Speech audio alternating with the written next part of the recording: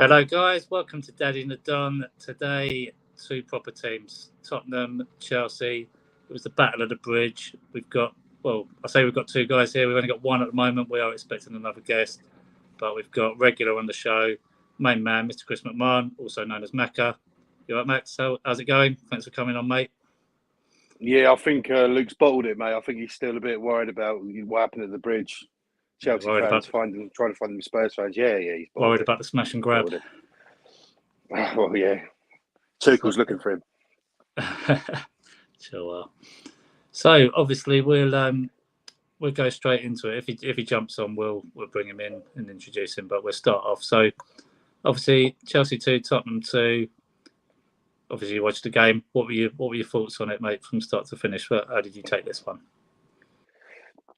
Do you know what? I think overall, I haven't seen Chelsea play as well as that for a long time. I mean, from start to finish, I thought we were superb. There was still a little bit of concern with not having that number 9, but throughout we were pressing, we were closing down. The football was flying. It was superb, and it would only be a Chelsea performance to throw that away last kick of the game. We were robbed, literally robbed. Both goals shouldn't have stood. I mean, we're going to talk about that, I'm sure, at some point today, but it was a hard one to take. Don't get me wrong. If Chelsea play crap, Phil, I'd just like, we were rubbish. You know, I was honest as you can be a Chelsea fan, but that hurt. That really, really hurt, that one. And it's only second game of the season, so I'm hoping there's not going to be many more of these this year. But yeah, well, especially hurt. You guys were a bit downbeat after the Everton performance, and then obviously points. You got points for that game. You got 1 point for this game, but it's two completely different contrasts, really, isn't it? Like you feel deflated after this one.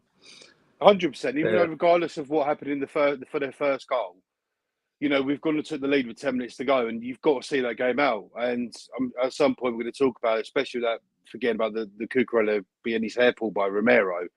There was a bit of the Chelsea defending, which I was fuming with, but we will touch upon that at some point, I think, today. So, listen, it's football.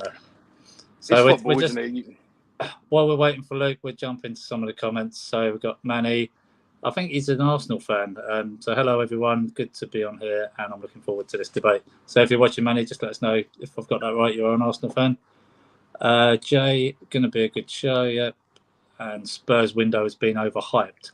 I think they've had an all right window, but again, like that was just based on they did all their work early and not a lot of teams had acted. So I suppose as the window goes on, other teams can overtake that. And perhaps some of that's been exposed by that performance they gave at the bridge that they might need something else. So what have we got on here? So Chelsea deserved to win that game, and they should have, but they went to sleep for the goals. So do you think that's a fair point? Yep, fair point. So Graham Jones, big up lads, big up Manny, and Manny's picking up the Tom. Yeah, I think they're Arsenal mates. By the way, Phil, can I just quickly say to Graham that me and Phil were early, so there's no bashing Phil today, Graham. He was early, so. Oh, don't worry. He'll be bashing me for anything he can get his hands on. Look, the normal slander. At least I'm on it. I can just hide his comments if it didn't realise. Yeah. So going back in, so just where you were touching upon, obviously the number 9 situation. So again, like Havertz had two good opportunities to score there. The second one, obviously, was it Reece James put on a plate for him, and somehow I think it was harder to miss the target than it was to actually hit it clean enough, but it just was off target, wasn't it? And God knows how he managed to miss the target, but he did. But do you find that sometimes an issue with Havertz? He's not an actual finisher. He's better in one of those 3 positions around the number 9. Yeah, I do. I agree. I mean, I think we started the game with Sterling as the number 9, and I said in the preview video, honestly, Havertz more on the wings. And to be fair to you, I thought it was one of Havertz's best games for us. I thought he was, when he was pressed, when he was going with the ball, he was attacking down the flanks, and I thought he caused a lot of problems. But that was I mean, you're a Palace fan. It was probably similar to the Sahar attempt. He was just like, how could you not? Actually, on his left foot, he's a left-footed player as well, so people can't say, oh, it was his wrong foot. He's a professional footballer, then he needs to be on target. It was an absolute, it was awful miss. It was an awful miss. But other than that, I thought he played really, really well. Tuchel brought him off at the right time because he would have got sent off, because Romero was winding him up. He would have got sent off. But yeah, it was a silly miss, mate. You got to bury that. You got to bury that. Yeah, I'm finding as well, like not just in the Chelsea shirt, but as when he was at Liverpool, when he was at City, I find that's an issue with Sterling as well. He gets a lot of goals, but he's not a strong finisher. He's more of a dribbler, and like here, a lot of his finishes would be one-on-one, passing the ball into the net. He's not there. If you fire a ball into the box, I don't trust him to finish it, as like Giroud and Lukaku, other number 9s you've had would. So is that something you find that you've got a lot of players that are similar? They'll score a lot of goals, but they're not actually finishers. Well, I felt that we started Raheem Sterling at that number 9 position, and what made me laugh pretty early in the game, we were putting crosses in. So Raheem Sterling's going up against Romero and Eric Dyer. I mean, what's that all about? He's not gonna be able to jump. He's like the smallest player on the pitch, but his style of football, I truly believe, will suit Chelsea. I thought he played really, really well, considering he was limited at times. And I honestly feel that he's going to be a great asset to the team. I feel obviously under Man City it was difficult for him to get into the team towards the end, and I understand why. But I think his style of football is really going to suit us. And the good thing is Tuchel really likes him. So you're going to expect to see Sterling probably start about 85, 90% of the games this year. So he's only played for us twice. I've been positive what I've seen of him, and long may it continue this season. Hopefully bag a few goals, a few assists, and hopefully they'll lead the England team as well.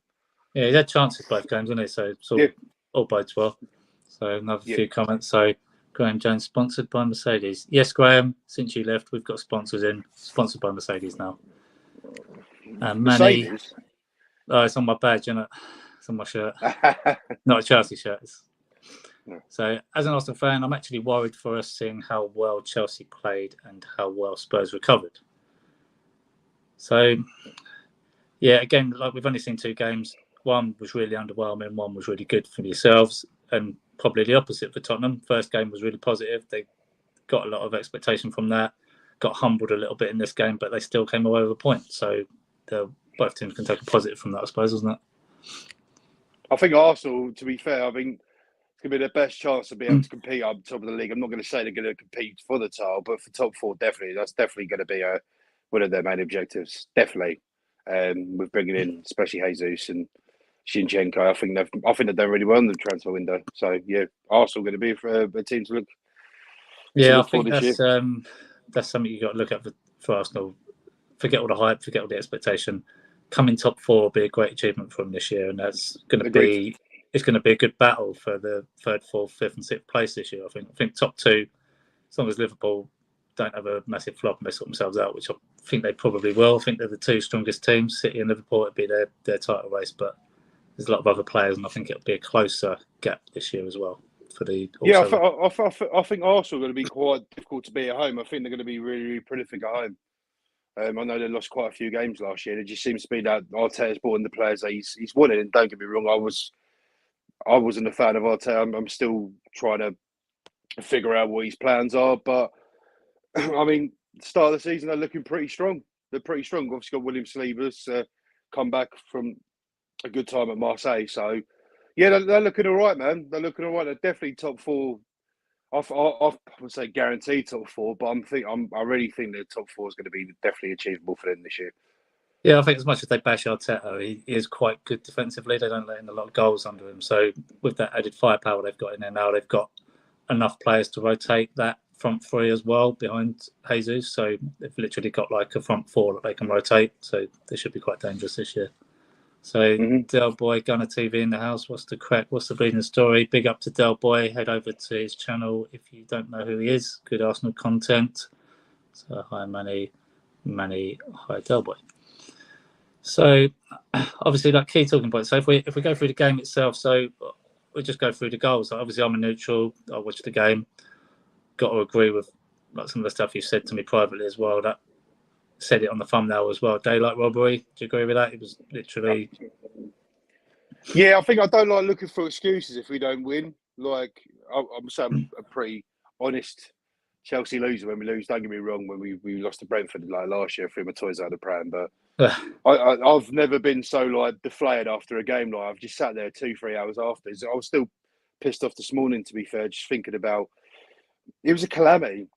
It was a calamity from from the referee and VAR perspective. Now, my argument, just want to bring up a point of this, is the last goal, Anthony Taylor went to VAR to check for a sending off. So he's clearly understood that there was a foul. I know VAR can't give free kicks, but they can give red cards. So if Anthony Taylor's gone to VAR asking is that a red card, surely that's a foul.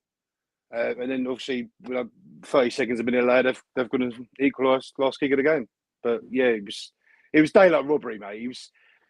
People could argue I wouldn't be too harsh on the Havertz foul because it looked like Romero may have won the ball, but the Richarlison in Mendy's eye line, the rules state that's offside, plain and simple, offside. Even though Mendy was quite slow to react, the excuse you can give it is, oh, well, he couldn't see. The shot wasn't that strong, and still Mendy struggled to get down to the ball. That was a bit of a concern for me, but it was definitely offside. He was in his eye line, so. And the rules because a lot of the Sky people, when they were commentating, they were saying, no, it wasn't in his eye line because he moved across as the shot was happening. But still, if someone's offside and moving in, he's going to see it moving, isn't he? So it's not like 100%, 100%. Fair enough. He might have seen it at the start of the kick, then he's gone and blocked it, and it's gone past him. But it's still, like for me, I find that a bit hard to understand how it wasn't interfering, if that makes sense. I thought it was all day long. First of all, it was more the Havertz foul. I mean, I've looked back at it. For me, if say they won the ball, he may have got a little toe onto it. I didn't really look into it. What's the cut-off point with VAR then? How far do they go back for fouls? Because that was another thing, because they were saying it was 34 seconds after the foul. But for me, if you've gone to VAR, it shouldn't make a difference how long, if it's any build-up, because they were saying it was like the 5th or 6th phase, but if it's happened from that point to the goal, obviously there's any foul there should be chalked off, right? Yeah, I think as soon as like an instance happened, like a handball or foul, the referee gets into his ear and he asks the guys from Stockley Park to check it straight away.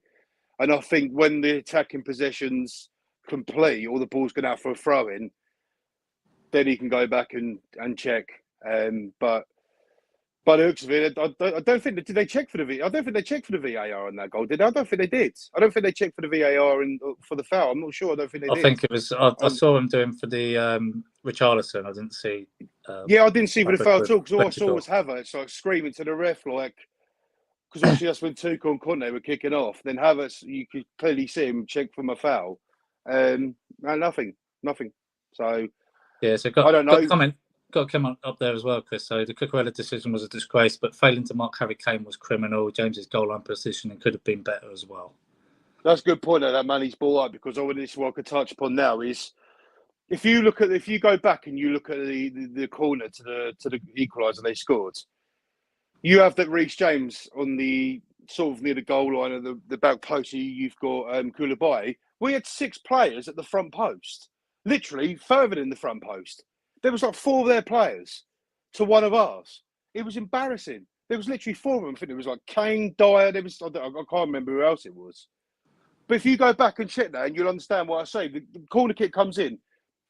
They're nearer to the player that's took the flipping corner kick than they are to the goal. It was embarrassing. It was literally like a free header of Harry Kane.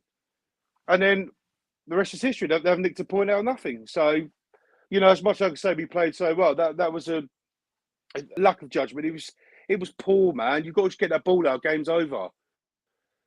Go back and check that. Everyone's watching. Go back and check, and you'll understand what I mean. There are 4 or 5 guys going to that front post.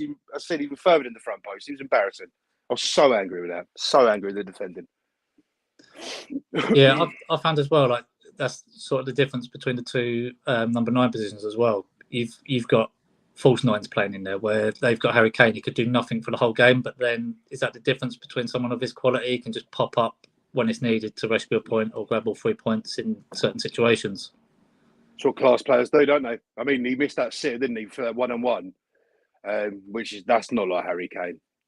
But at the end, he rescues a point. I think, did he say at commentary, like the interview, he said, like, oh, we've won the game or something. Someone was mentioning, I think in his post-match interview, he said, oh, it feels great to win a game or something, even though they drew 2-2. But yeah, Harry Kane's, the jury's out on Harry Kane. I think some people aren't saying he's world class or not. I think Harry Kane's world class. I really do. I'd love to see him in a Chelsea shirt. Will he move from Spurs in time to win a title? Who knows? But yeah, he rose up at the right time, Phil, to grab the point. And Yeah, what more I can you can't say? see him winning a title at Spurs, but No chance. again, like where's he going to go other than say No City, chance. where he's going to win one? No chance. Yeah, but he had his chance to go to City, Phil, didn't he? I mean, Levy screwed him there. Now they've got Haaland. Harry, that's done. Now Haaland's going to be here for many years, so that's one Yeah, destination gone. You know, they won't sell him to Liverpool. They're definitely going to sell him to us, Arsenal, and the big teams, United. So he's going to have to go abroad to maybe find Champions League success or win a domestic title. I can see him going to Real Madrid when Benzema hangs up his boots. Yeah, that's a good show. That's a move I can see. Yeah, good show. I think Lewandowski will be a boss for a couple of years at least.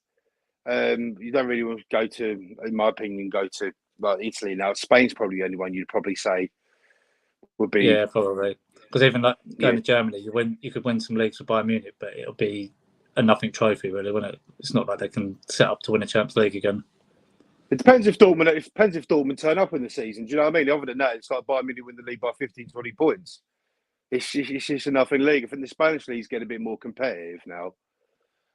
But still, you want to win the English Premier League, in my opinion, the best league in the world. I know people have their opinions on it, but for me, I think it's by far the best league in the world. So with a Premier League title. So, Battle of the Bridge. So we're talking about the two managers more than the battle itself. So just have a quick run through what you thought of just the multiple instances on the sideline there. Obviously, it was all instigated by Conte, but it's not the first time he's done it.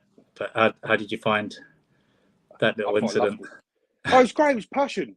It was great because, you know what? A lot of Chelsea fans I still speak to, who I've met at work or met out and about in the pub, whatever, they're still not sure on Tuchel.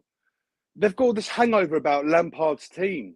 Lampard ain't been here for a year and a half, 2 years, whatever it is. He's done. But to see Tuchel doing what he did when we went 2-1, legging it down the sideline, that's what Chelsea fans want to see, a bit of passion. Yeah, he might have overreacted a little bit, but I loved it. I absolutely loved it. I thought, yes, at times like people were saying, it's a bit clownish for managers. You've got to set an example. Bollocks. They're both passionate managers. They both want to win. And to be fair, it shows a great winning mentality for both teams. That your managers want to do that. It's like, oh God, they're desperate to win.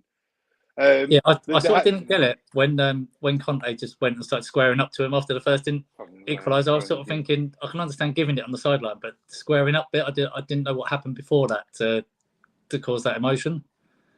I think it was all kicking off about the I think it was the incident with the Havertz, the foul. And then I think when they scored, correct me if I'm wrong, anyone in the chat, I think Conte sort of tried getting into Tuchel's face or tried coming over to our technical area. And then obviously Tuchel's pissed off with obviously the free kick we've just conceded. And there's a London derby like that, mate. All it takes is one little thing like that to kick off. And I'm so glad it did. It was brilliant. Absolutely brilliant. I'm really surprised as well when it was that heated and that many people around that there wasn't at least one punch thrown, because it's really hard to restrain yourself when you're in that sort of situation, both heated. I don't know how you could see they both had their hands down by their side. They were like clenching and keeping them down there. Yeah, it was handbags, wasn't it? It was handbags. It annoys me. It's more the people in the background, Joe, the ones that maybe like the backroom staff, or if you look back, Fraser Forster for flipping for Spurs was like at the end of the game, like acting like the tough big man in the middle. Was like, shut up, mate, you get slapped That's up. like what Mike Phelan used to do with Fergie, didn't he? He used to instigate it and kick it all off in his shorts, and then all the managers would end up rolling around. Go on.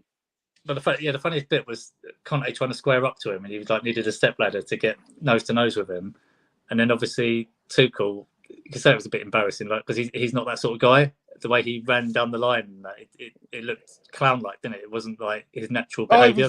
He was doing it just to give it back to him, wasn't it? Like, it's brilliant because people were saying, it's Mourinho-esque, but a lot of people don't realise Conte used to do that at Chelsea. Every time we scored a goal, he'd be pegging it down. Do you remember he did that to Mourinho when you smashed them 4-0 early in the season, a couple of years back, wasn't it? And Mourinho got the ump saying, "No, you're trying to humiliate me." Yeah, he did, correct. When he was back at the bridge, wasn't it? Yeah, so Conte for me was more at fault for that. I didn't appreciate the way he ran towards Tuchel after the first equaliser, looking like the Undertaker from the WWE. disrespected Tuchel, disrespected. Yeah, I think when he wasn't making eye contact, that was like being about, if they both shook hands and like embraced or whatever and said, "Oh, that was a tough game" or whatever, blah blah blah. But he sort of like looked away. He should be happy he got a point there. He should be buzzing, but his head was down, looking away like a shy little kid, wasn't he? He should have just eyeballed him, walked past him. Well, I feel, Phil, if you look at the last bit where Tuchel didn't let go of his hands, Conte was going down to the Spurs fans. Yeah, he He was pulled him back literally like a bit of a ragdoll, like, didn't he? yeah, but the guy doesn't. I understand, like, you can't be loyal to a club, but Conte would have been there when obviously we played Spurs. He was managing for us. He's got to understand the hatred rivalry between the two teams. For him to do that, I don't think he'd have left Stamford Bridge alive. Literally, he'd have been probably been coined. People would have thrown stuff at him. He won us the league. He would go down as a Chelsea legend manager. And for him to do that, I'm glad Tuchel held on to him because that would have kicked off even worse.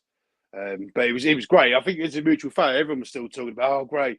And the biggest question I want to ask is, who would win the fight? Who would win the fight? People say people are saying Conte. I mean, shit, mate. Tuchel's massive, mate. Tuchel's massive. Conte's got the passion, isn't he? I think he's the more fierier, but Tuchel's definitely got a reach. Yeah, but would you be like? Who's your little midget? Maybe like Conor McGregor v Andy Joshua or something like that. I don't know. He's a small boxer. Well, when Tuchel was running down the line, it was reminded there was like a Spanish EuroLeague basketball game. Someone did that, and then the coach just stuck his leg out and tripped him over while he was running. Oh, it just nice. just reminded. Imagine something like that had happened. How many cards would have been dished out for that? Well, I don't think they're getting any sideline bans. Or has it just been a fine? I'm not sure if it's been confirmed. Are they getting banned for that? Because I'm not sure. Normally, if you're given a red card, it is, but I don't know because it happened after the match. Whether it's just you were ejected from the game. Because there was no like proper physical altercation. There was no like elbows, punches, anything like that. So I would imagine they're going to get heavily fined. Tuchel's going to get fined now because obviously that knobhead Anthony Taylor is a ref, which we'll go into. But it was great. Yeah, but like you say, if that sparks passion for both teams, then they've done the right thing. And they both were quite calm about it afterwards in the post-match interviews. None of them, it didn't linger on, did it? They were both sort of having a bit of a chuckle about it. And I think Tuchel's interview was quite good because he was saying it was hot. The temperature was hot. It was hot on the pitch. It was hot in the dugout. And he just took it as a bit of what happened on the day sort of attitude rather than anything that they were going to roll over to the next game. Yeah, I think both managers downplayed it very well. I thought, and the thing is, that's at the end of the day. Tuchel said, like, it's a London derby. Chelsea told them we don't like each other. These sort of games raffle the managers a little bit more than as you would playing, I don't know, Chelsea even the week before.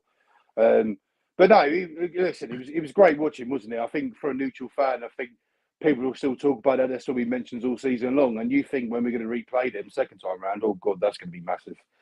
Yeah. That's going to be massive.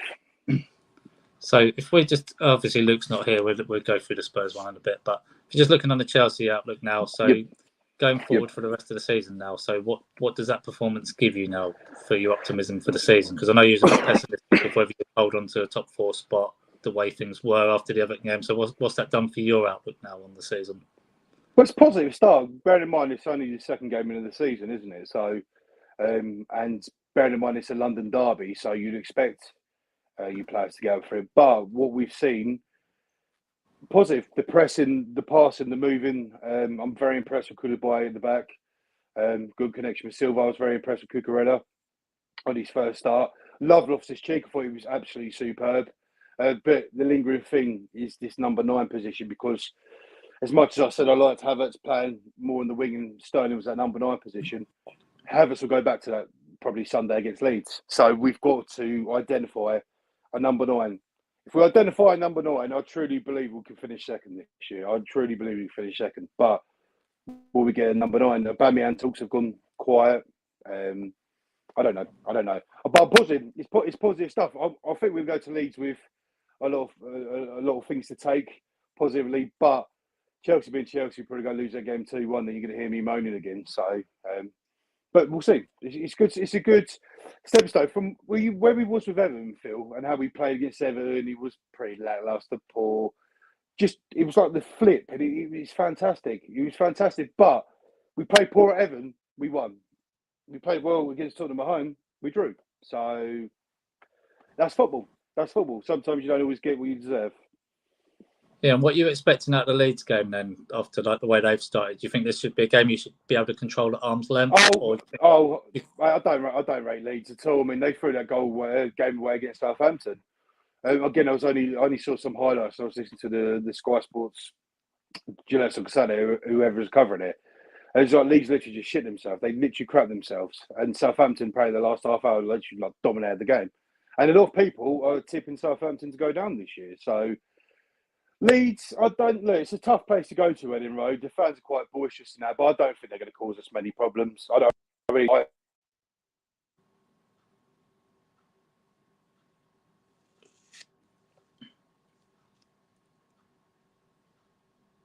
Oh, we just lost connectivity there for Chris. So you're right there, mate? Just cut off the phone call, haven't you? Yeah, just saying that. I honestly think comfortable 3-0 win. I think 3-0. I think we're going to dominate. I'm happy with it. I think it'll be fun. I think it'll be fun against Leeds. Okay, and then that'd be 7 points from 3 games. That'd be all good. Yeah, I suppose, we've got. I think we've got. Say gettable. The winnable 3 or 4 games. We've got Liverpool. I think on the 8th or 9th of September. It's one of the first 2 weekends in September. But prior to the running now, we've got winnable games. So I'm expecting to go maximum points up to play Liverpool at home. Probably depending on how we play and expect to beat them as well. But it's a positive start. So we've just got to move on. We've got to get the number 9, and who knows? Obviously, what you're saying about that, saying about the number 9. So the names you mentioned. So like, you're saying like Aubameyang. Do you think they're the right players to go after? Because obviously, for me, you let Giroud go. And part of me thinks like if Giroud was at Arsenal last year, they'd have got in the top 4 because they didn't have an out-and-out striker. And then you've let him go. And I sort of think now if he was playing as number 9, you'd probably be doing better than you was now with his false 9s. Because obviously you got Lukaku in. You didn't need anything because you thought you'd got the key, isn't it? But then that didn't work out. So now do you go for someone who's not so much a has-been, but could be a problem in the Aubameyang, or do you just roll the dice with someone like Broja and just let them play, let someone come through? Well, that was my point. Is I would like Aubameyang for a season or 2 because he's Premiership proven. I thought he done pretty well at Arsenal. Yes, there was that very public fallout with Arteta, but you got to remember Aubameyang played at Dortmund with Tuchel, I believe, if I'm correct. Yeah, he did. So they've got that history together. So like they've got that friendship, and they've got that manager to play a friendship. So look, if Aubameyang comes in year and a half, I'll take it. On the flip side of things, if we don't get Aubameyang, we don't bring a striker. Why can't Broja get his chance? I'm fed up of having all these youngsters that just don't get a go at Chelsea. It's good to see the likes of Mount breaking through, Reece James, Conor Gallagher. I'm not sure, but give him a go. If we're not going to get Aubameyang, or I don't really know anyone else that's going to be available, give Broja a go. Give him a couple of games, just see what we've got with the kid. Yeah, Worst case scenario, get rid of him in January. Just from being a Palace fan and that, I was quite happy to see Conor getting a chance off the bench in these first 2 games, because obviously the worst thing is if he comes back and then doesn't play for 3 months, he's done, isn't it? At least if he gets time off the bench, it's in his hands to force his way in. You said Conor Gallagher, yeah? Yeah. Well, he missed 2. He missed 2 chances, Phil. He could have killed the game off. 2-1.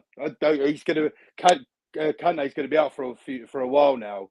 I'm not sure what's going on with Kovacic, so I think it's Gallagher's turn. I think it's his turn. But I'm still thinking he's been linked with. I read yesterday he's been linked with Newcastle. Yeah, that wouldn't surprise me. He's been linked with Newcastle. Newcastle are trying to sign quite a few players at the moment, aren't they? Still after Madison. Just give Gallagher a year. Listen, it's his turn to step up now. He had 2 chances, really 2 easy chances to kill that game for us. Give him a chance. Just give him a go. Same with Broja. If we're not going to get Aubameyang, just play him. Just give him a go. Give it till January. If Gallagher's not up to the standards, we can loan him back to you, because there was talks that you wanted him back on loan. Or just sell him permanently and sell Broja as well, because it's not fair. These players are good players, and they're not going to really get a chance at Chelsea unless you throw them in the deep end, and it's not going to happen. I don't think it's going to happen. But hopefully, he's going to start Gallagher next game, and we'll see what he's like playing with Jorginho in the middle. And hopefully, Broja gets a start. But I'm sure Chelsea being Chelsea will end up buying a striker at the end of the window. That's just the way Chelsea do things. So we'll see. Probably waste about 200 million on some shit player. Just fucking dear. Did you know? Go on. Did you know Lukaku and Werner scored this weekend?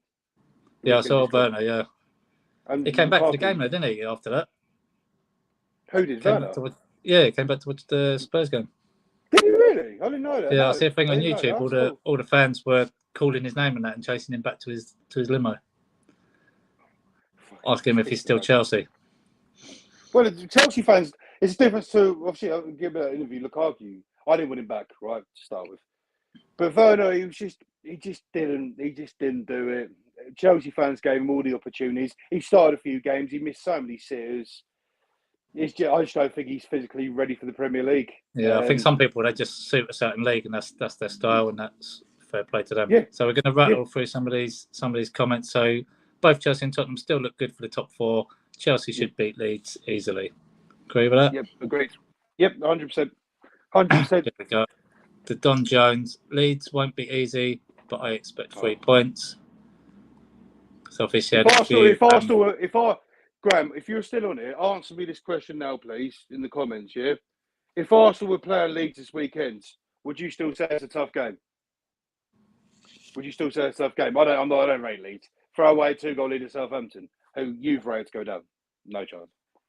There we go. No chance. So we'll see if he comes out. So Chelsea should sign Eddie Nketiah. Good. He's doing this because I do it back to him when he's hosting. Great plan. Great too many Lambrinis on holiday, isn't he?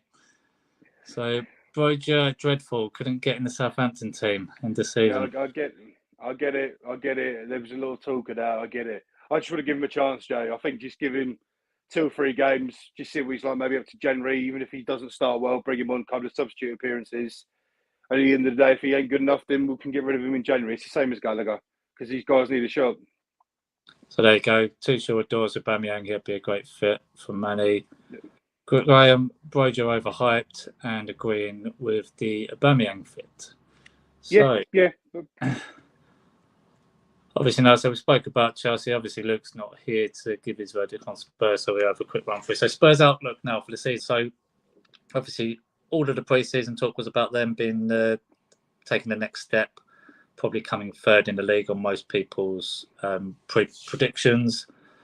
Had a fair pre-season, had a good first game, and then now is this a reality check now to them that when they're playing against the big boys, it isn't just about going out and improving your squad. You've got to have longevity there, and you've got to be, if you want to be in like the big 2, 3, you've got to be there for a while. You can't just bide your way in one season. Well, I felt that the starting team, I believe, the same players from last year, so I don't think any of their new signings started.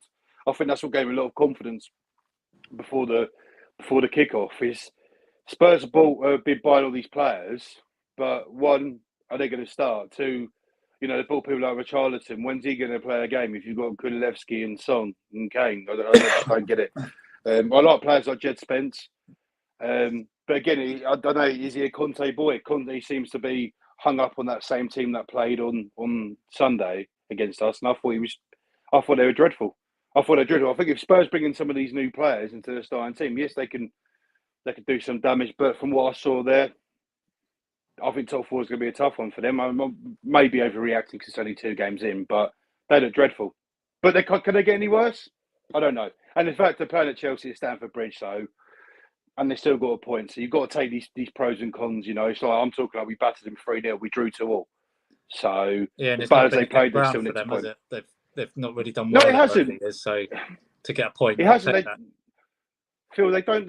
Last year they did a double at Man City. I think they beat Liverpool. I think maybe double at Liverpool, 1-1 draw with Liverpool, wherever it is.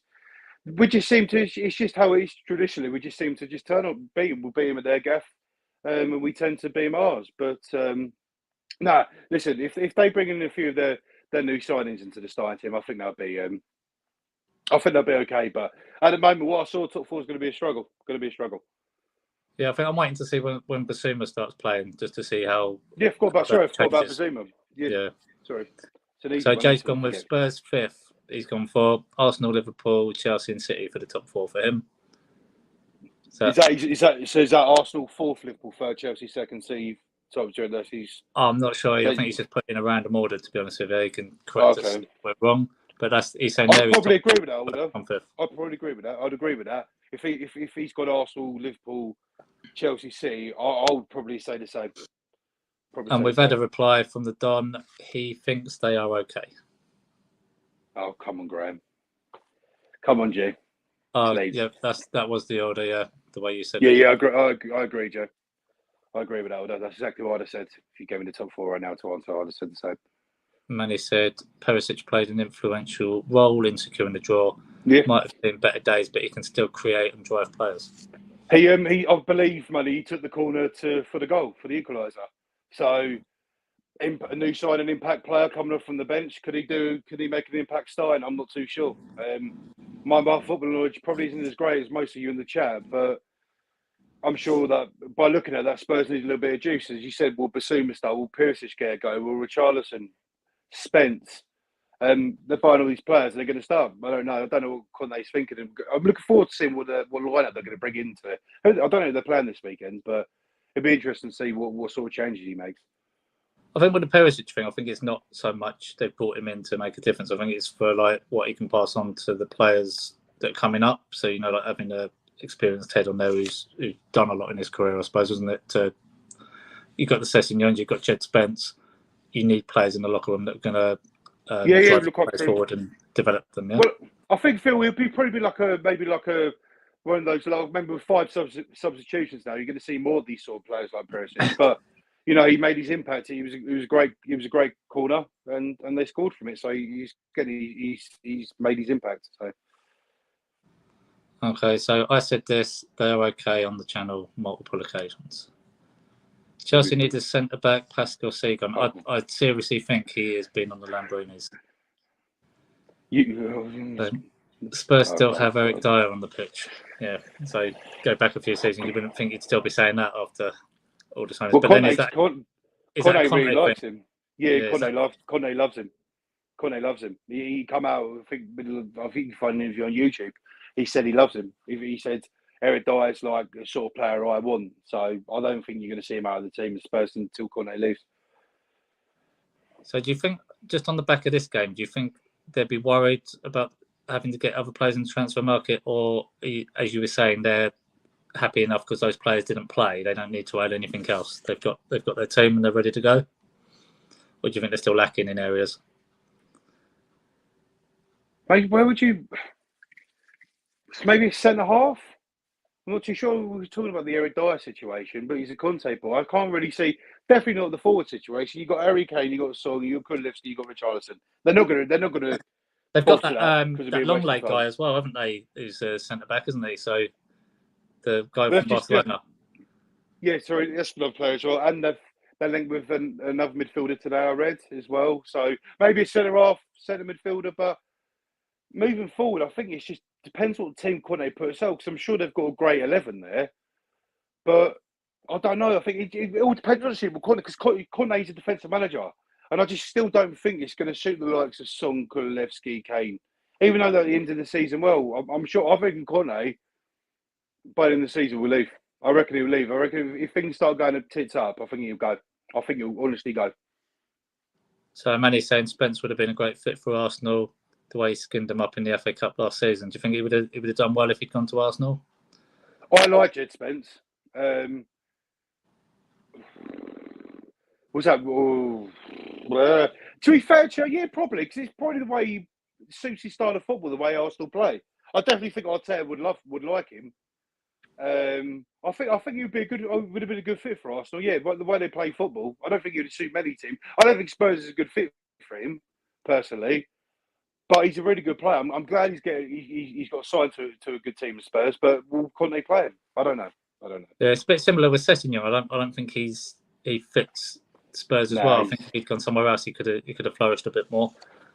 Yeah, do you know what? He had a good game against Southampton, didn't he? But I thought he was poor against us on Sunday. Yeah, he got pulled off quite early as well, didn't he? So obviously had one good game, one questionable game.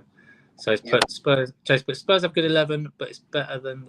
But is it better than the 4 I said at the top 4? Don't think so. So that's his fault. He's saying they've got a good 11, but is it better than the other 4? No, not just taking their best 11. I wouldn't say no. He's not better than our Cities or Liverpool's, potentially Arsenal's. That'd be tough. I mean, if you were to do a Spurs Arsenal 11 right now, I think it'd be a 6-5 split either way. I really do. I think both teams are pretty stats are well, but the thing's why I would say Arsenal was they're playing the better style of football, more attacking, and I think Arteta's got rid of the riffraff now, and he's brought the players he wants, and he seems to be, especially Jesus. I mean, come on, you can't complain with Jesus. What a player! I think he fits them more than he probably fits some of the other teams around there. I think that's a perfect landing spot for him, for like both club and player. Yeah, agreed. Absolutely agree with you there. I think he's going to be absolutely superb. I think he's going to be a reason for their top four. I think Arsenal are going to go for a deep Europa League run. But top four's got to be their main objective, and I think they'll get it. I said it's going to be tight, but I think they'll nick it. I think they'll nick fourth. Because that's the problem with like Spurs now. They've got these players, they've got good 11, but they've got Champions League as well this year, which they didn't have last year. So they've got to counter that in as well, haven't they? So that's going to be interesting what's going to be his Champions League team, what's going to be his, I don't know, like away to Wolves Sunday games. Do you always feel though with Spurs, Phil? Sorry, do you always feel with Spurs that they're just missing something? They yes, they've got all these good players in, but it just feels they're just missing something. I just can't put a finger on this. They've got Gary Kane, they've got Son, Kulevsky, whoever. But it just feels that they're missing something. They're just missing. I don't know what it is. But I look at Spurs and some people will have the audacity to say they're going to challenge for the title. No chance. But I said top four, and they've still got a massive show for a top four. They're in 4 points. So, but I think Spurs are missing something. I think they proved the mentality the year when Leicester won the title. That was all set up for Arsenal or Tottenham to win that league that year because everyone else just threw it away. And then for whatever reason, anyone that got close to Leicester, just threw City games away and kept letting Leicester just stay like 4 or 5 points clear. And then it got to like 3 games to go, and everyone was like, "Well, no one's catching them now." But the narrative was all the way along. It was like, "Oh, they'll get caught. I think they smashed City in about February time, didn't they? In that run-in, they beat them like 4-1 or something like that. And that was going to be the game. That was going to be the game where City pulled their pants down and knocked them off their perch, but they just extended it, and then no one could claw it back. But Spurs were second to them for literally the whole of the second half of the season, and did they lose 5-0 on the last day to Newcastle or something silly like that? Yeah, it was that was Nick seconds, because then the Arsenal fans got about happy some Tottenham in day when they used to call. Yeah, Arsenal came second. But was that not also the year when Arsenal were top in October? Was it as well? They had a really good start and they were about 8 points clear in that season as well. I can't remember. Just did an Arsenal bottle. Sure, the Arsenal boys will correct us in the chat anyway. But here we go. What's he saying now? Joel Ward to Chelsea, surely. Nonsense comment. Spence is not a Conte signing. Do you think that's just like the Spurs board just saw the hype around him in the FA Cup and just got him in there because to stop other people from getting him? I would agree with Graham there. I don't think he's a Conte boy, and I definitely think that's more somebody behind the scenes at Tottenham. Again, it's not. I don't think he suits the style of play that Spurs play. So I'm intrigued. I want to see him have a go. I want to see Conte bring him in, but he doesn't see. I don't think he suits Spurs. He's not a Spurs boy. He doesn't suit Spurs. Arsenal would have been a good fit. He would have been a good fit. I had a theory about all these players that get signed from the Championship. So the Jed Spencers, the William Carvalhos, Harvey Elliott's. I know he's playing a bit for Liverpool now, but these teams need to hit a quota for the European competition. They have to have so many homegrown players. Yeah, that's a good point. That's a good point. Yeah. Obviously, they go out and sign marquee foreign players, don't they? So having these young players that come from the Championship aren't going to argue being on the bench at Spurs. If he came to Palace, he'd probably argue being on the bench. But Spurs, he's going to be happy to sit there, take a bit of money, be at a big club. So then club have hit their quota. They've got someone on the bench who's not going to cause any aggro if he's not getting game time. So I think that's what these big clubs are doing at the moment. They're just filling their quotas for the European the homegrown talent. You're right there, because you seem to forget that. You need, I don't think it's six or homegrown players or something like that. I don't know what it is. It's a certain number you need to in your 25, I think you need 8. 8? Yeah, but homegrown can be, it doesn't have to be at your club. It can be they've been developed from any club in England, basically. Oh, okay. So it's I don't know if you had Gallagher on loan last year. I mean, it wouldn't count as a homegrown player for yourself because he's on loan, but that still count, right? Still count. Yeah, I think you have to have so many. I think you have to have so many that are trained by the club, and then so many that are trained in your homegrown country. Oh, okay. Just a confusion. That's all of a sudden like when we're getting linked with that Gordon player. Like, just, nah. Yeah, it's a lot of money as well that's been mentioned for him, and someone who's had like one good season. I didn't think he was that great anyway. What I saw of him. So you and Graham Jones agree. Spence would be a perfect fit for Palace. Seriously, yeah, we don't have any right back. That's good. Anyone in the chat, new to the channel, give us a like and subscribe. Thanks. Yep. Anyone in there, obviously, like and subscribe. We appreciate all your views. We appreciate any comments, any questions to the lads. Feel free to jump on. And ask Phil and Max a question. Like, why is Phil wearing a Mercedes shirt? I've told you this already, Graham. Since you left, the sponsorship deals have been rolling in. Me and Max are on tour. Going to be outside the stadium next week, then just in time for the Dons' return. Let's go. Let's joke. We'll bring Jay as well. Jay done well yesterday as well. There he is. Jay's on the case. Look, Gordon, bang average. Souness was right on him, quick and runs with the ball, but nothing else to him, and he's a skinny rat. Yeah, I don't rate him. I don't rate him. I don't rate him at all. I just think I wouldn't have him in there for the haircut more than anything. I think that put me off signing him. But why was Sky Sports after the game? It was that Dave guy presenting like, oh, Chelsea we've had put a bid in for this Gordon guy. Like, oh God, is that such big news? I think the guy's like they've got to stop the production just to get that news in. Yeah. Oh yeah, I have to wait a minute. I've just heard Chelsea. He ain't going to play for us. He'll come. He'll sit on the bench and we'll put him on loan next year. So, sort of. It's almost like you're just trying to get Lampard relegated buying all their players. Yeah, well, to be fair, that's his own downfall going to Everton. He knew the consequences of going there. So he's got a big job on his hands. He could have favourite to be first manager to be sacked. So we'll see. Oh, God, look at this. Why does Phil finger point and why does Max get the wrong train all the time? I think he's pissed. I think he's had too much of the sauce. No, he's not. No, he's not. I will tell you. Claire Balding, bang average. What's that? What's he doing about that, Claire Balding? Oh, I don't know. Anyone in the chat? What's he going on about? Anyone in the chat that can sort that out for us? Phil, I want to bring up this little thing just quickly, right? Not football related, right?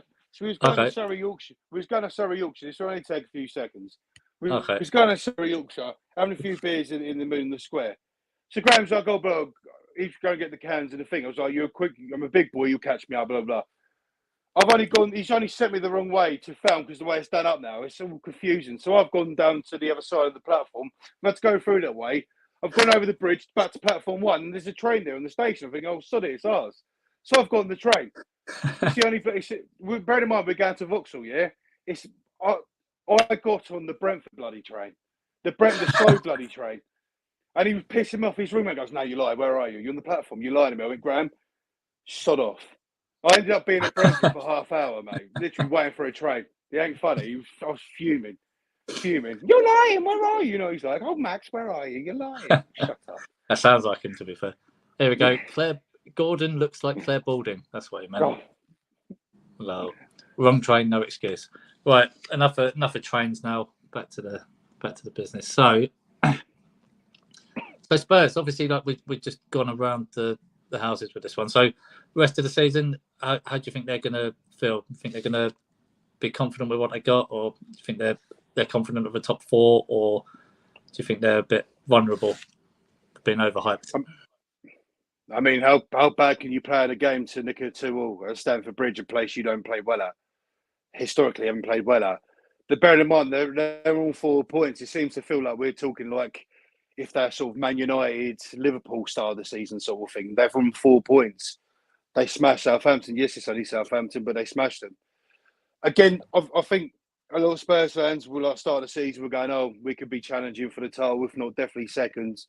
I think they're going to put the brakes on a little bit because that performance was alarming. Again, it's only one game, but moving forward, their objective has to be a top 4 finish. I don't think they're good enough to finish second. I think 3rd or 4th is going to be their objective this year. They're not going to win the Champions League. They're not going to win the Domestic Cup. They're rubbish. And top four is going to be their best thing. Under Conte, he'll get for Australian leave. He'll leave. Graham's off to feed some Greek cats. Great show, lads. Big up all in the chat. Apart from Jay, he's a wanker. Right, I think. Jay's done his pie. Done well with you yesterday, so I'll give Jay's dues. He done well. There you go. I think that's the best comment of the day so far. I think that's the one that needed to be said. Go on, Jay. You shouldn't be mugging up another Brentford fan like that, bruv. It's not nice. The Brentford massive on holiday. That made me laugh yesterday. That one in the chat, Brentford massive on their holes.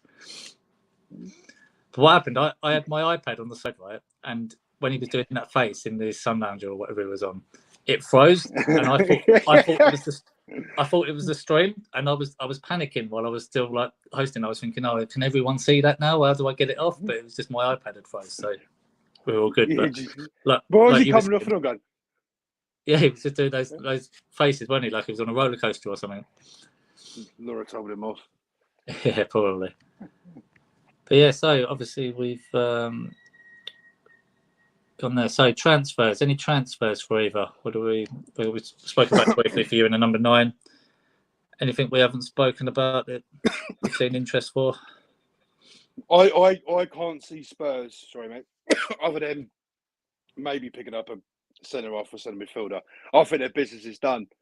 I think we possibly, number 9, obviously, and there's talks of Pulisic and Ziyech leaving, which obviously we spoke about the Gordon business, which I'm praying doesn't go ahead. But I think we're still going to be on the look for a winger. Again, I can't give you any names, but Chelsea will do so. I think Chelsea will do some business at the end of. Well, I reckon will be quite late. Definitely, number 9 is going to come in. Hopefully, Aubameyang, and we definitely need a winger as well. So Pulisic and Ziyech apparently they're going out the door. Definitely Ziyech. So we've got 2 positions there that we need to address. Do you think it's important as well? Because obviously the Ronaldo situation, he might go. United will maybe be looking for a number 9 as well. Yeah. Do you think it's important to get in there before all of that stuff? Who do you want to go to United, Phil? Who do you want to go? They're a mess. Who do you want to go to United? I mean, also they've stopped. I put in the comments yesterday. They're not getting the. Is it Frankie de Jong? Is that the one? Yeah, Frankie. They're not going to get him. Who's going to go to United? Who's going to go to United? Who's seriously going to go to United? I don't get. I just don't get it. At the moment, they're in that turmoil. Players want to go out. Russia wants to leave. There's players. Ronaldo wants to leave. Ronaldo's been linked with us. That's one I don't really want to talk about. But they want to leave. It's cancer. Their club's cancer. I'm not bothered about losing out to a player like there was talk of Alvaro Morata going back to Man United. I was like laughing my head off. But no, I'm not worried about Man U's. I think at the moment, all the top 4 teams all around us, all teams that are competing for, I don't think they need to recruit anymore. I think definitely if we look at the number 9 position, Liverpool don't need it, Arsenal don't need it, Spurs don't need it, City don't need it. So we've got sort of like a free lane there to go and get, if it is Aubameyang, go and get him. I don't know why if we're going to get him pissing around. Why can't we just get this business done? I just don't get it in football. I just don't get it in football. Yeah, so Jay's saying, like, why is the Chelsea business being slow? Is it because of the new ownership situation taking a bit longer than if they'd been in well before the window? Yeah, because, nice good point, because it's not, I look at our business, and hopefully Graham's in it, it's like what Arsenal do. We picked up Sterling quite late into the thing, Koulibaly quite late, whereas other people were getting their signings early. I think Spurs did early, City got Haaland early, Arsenal got Jesus, even though they mucked around with that a bit. But ours have been quite late bloomers in terms of the transfer window. So I just don't. I don't know if it's a thing of Todd Bowley. This is like his first sort of. He understands that. He said LA Dodgy. He understands trades and all that stuff. Phil, you watch American sports. You understand what I mean. I just feel that maybe because it's his first year doing it, he wants to get it right. He wants to get it right. Doesn't want to mess up anything. Yeah. I think it's well, Phil. I think he's got a really good connection with Tuchel, and that's what it's good to see because it's like these are players that Tuchel wanted. So it's not as if I don't know who was doing it last year, but it was a mess. He was a mess, and Tuchel now will have no excuse to say, right, I don't want Ziyech, I don't want Pulisic, I want. He wanted Sterling, he wanted Koulibaly, he wants Aubameyang. So if we get him, then all good. But yeah, business has been slow, Joe. You agree? It has been slow. Graham Jones, leave Honey out of this. Who's Honey? Is that I is that don't know. Laura? Not Honey. sure. Who's I'm Honey? not sure. Jason Eriksson wanted to go to United.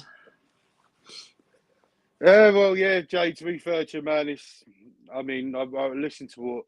I didn't think the stats were that bad for him at Brentford, to be honest, until you lot were mentioning it yesterday. I thought he had more of an impact. But Ericsson's probably thinking, what the hell am I here? But again, he's probably on like triple the wages you gave him, so he ain't going to give a shit, is he? You know, he's lucky to even be playing football. Also, So, that's the thing. We don't know how his health's going to develop. So he needs to be on the most money he can earn in one go, really, doesn't he? So yeah, man, I think just take all the run. Enjoy your cats and your holiday, Graham. There you go. Just anyone who doesn't watch the show regularly, Graham likes feeding his cats. That's a running joke. I'll take that comment there. Ben Rama, this one. yes. Yeah. Not Mope. Shut up. Not Neil Mope. No, Ben Rama. Yeah, but then Graham, he wouldn't start for us. You know, he'd be a fringe player. He said, I think, yeah. Aubameyang, of course. Frankie De Jong or Gallagher. If Gallagher goes to Newcastle, which he can see. Malpai can't finish in the Premier League. I would have been Chelsea, and a Chelsea player. Don, I think the new owners getting to grips with the role. Yes, fair point. Here we go. Hold on to your chair, Max. Maca, why is Chelsea so shit? Don't bite. Hope you're having a good holiday, Ella. Well played. Oh, there you go. Once rescued 5 motherless kittens and nursed them to health. The cutest things. There you go. That's probably what Graham's doing right now. He loves cats. He loves feeding them. He loves everything about them. He loves telling stories about them. Feeding cats is definitely a Graham thing. Wouldn't you agree, Chris? Oh, Graham loves feeding the cats because the other cat's going to get jealous. And pointing his fingers at them as well. That's another thing he likes doing. So, anyway, I don't know. So transfers. Obviously, for you, Spurs. Anything coming in the door, or you think they'll just?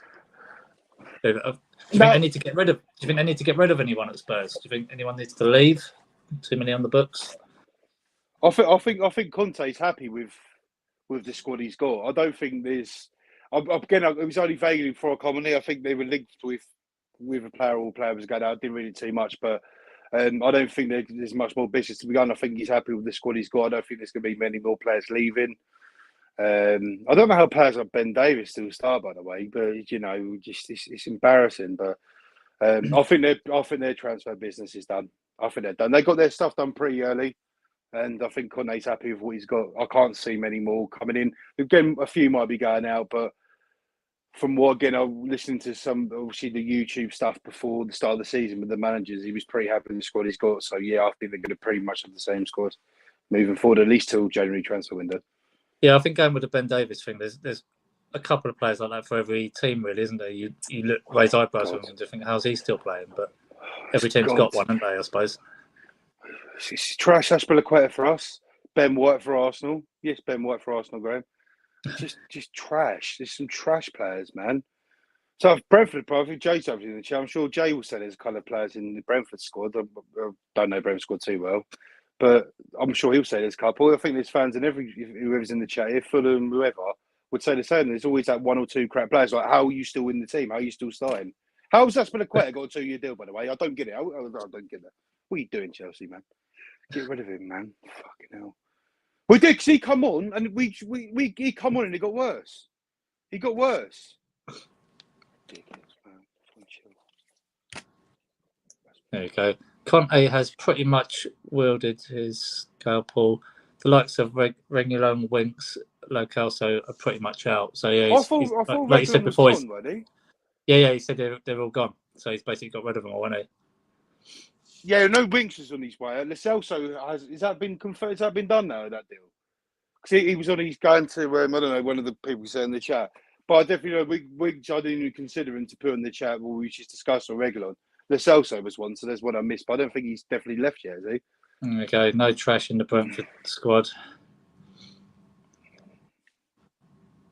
Can't feed one cat. You've got to feed them both. You've got to feed all of them, Graham. All of those Greek cats. They get jealous.